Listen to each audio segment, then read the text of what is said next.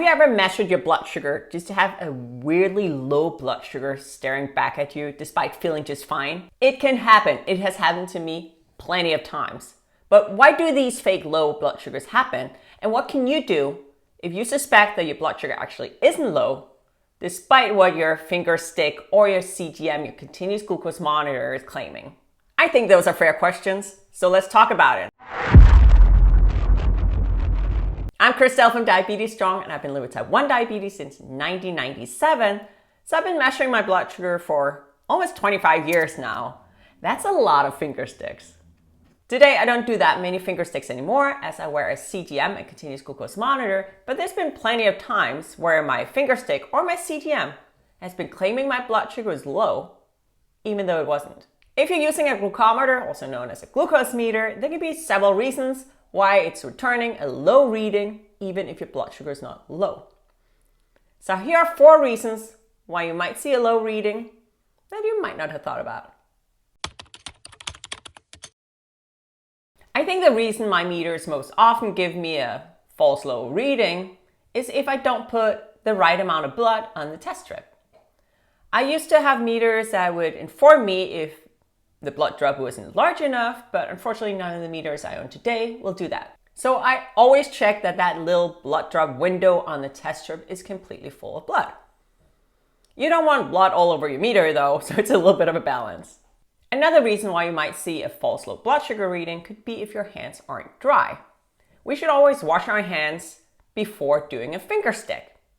But if you haven't completely dried your hands, some of that water might be mixed up with the blood drop that you're adding to your meter, which could return a fake low blood sugar reading. And then we have a maybe not as obvious reason, and that could be that your test strip might have expired. It's a little bit of a tricky one for me because I've had test strips that were expired that worked just fine, and then I've had test strips that expired returned absolutely bonkers readings. If you're paying for your test strips yourself, it can be absolutely heartbreaking tossing something that looks like perfectly good strips. However, if your readings aren't reliable, it might be a necessary evil. And finally, the reason why your blood sugar reading might be a fake low could be that our meters have a fairly large accepted accuracy range. So depending on the standard that you look at, the accepted range is all the way up at 15 to 20%. Let's do a quick example. Let's say that my blood sugar is actually 80 milligram per deciliter, so 4.4 millimole per liter. Given the accepted range, so those 15 to 20%, that means that the reading that I see in my meter might be 64, which is 3.6 millimole per liter, which is, in reality, a fake low. So what can you do about this? Well, for me, the main things are that I listen to my body, I try to see the blood sugar reading in context, and if in doubt, I'll do an extra, maybe even a third finger stick. The whole listen to my body doesn't always work though, because after 26 years of living with diabetes, I don't always feel my low blood sugars. So that means that I can be running around with a blood sugar 50, feeling just fine, which obviously isn't ideal. Let's talk a little bit more about what I mean by blood sugars in context. So I often pay attention to how my blood sugars are trending. So for example, let's say that my blood sugar is trending upwards. Well, then a fake low blood sugar reading is a little bit suspicious. I also try to think about what am I doing? Have I just eaten? Basically, what's going on and not just looking at the blood sugar in isolation. Another thing I often do is look at my CGM, my continuous glucose monitor. So context, my CGM, and experience basically means that I often have a good idea of whether or not it's actually a fake low blood sugar. But CGMs can also give false low readings. Your CGM could be wrong because most often my CGM will give me a false low reading due to compression lows.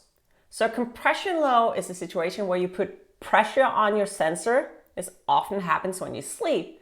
And in return, it'll give you a fake low blood sugar reading.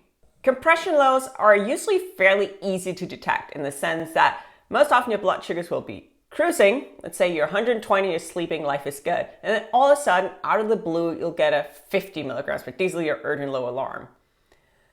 Those are not real low blood sugars. And I usually don't pay a whole lot of attention to them. My CGM will usually pop up to that 120 again, but it is annoying to be woken up in the middle of the night with a fake low blood sugar alarm. You might also see that your CGM is somewhat inaccurate, especially during the first 24 hours of the sensor lifetime as it adjusts to your body.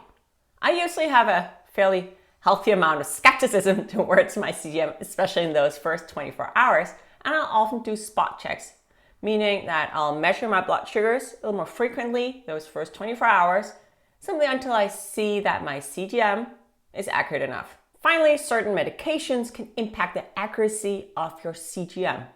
So if you're taking medications such as aspirin, Tylenol, and vitamin C, you might want to pay a little bit extra attention to whether or not your readings are accurate. I've only really noticed this issue once, and that was after a major surgery where they gave me high amounts of Tylenol. That did impact my CGM. Wait, I think it might have actually made my readings higher. As you can hear, there are a few reasons why your finger stick or even your CGM might be a fake low. And we also talked a little bit about what can you do about it. I think it's really important to talk about because once you're aware, you can also act. And we don't want to go around treating fake lows with carbohydrates and just end up with excessively high blood sugars in the end. What's your experience? Any tips and tricks from me and the other viewers? I know we all love to learn from each other, so please leave me a comment down below this video. Also, if you did like this video, please give it a like and remember to subscribe to my channel and turn on notifications. That is that little bell that will be informed whenever I post new content. Thank you so much for watching, and I'll see you next time.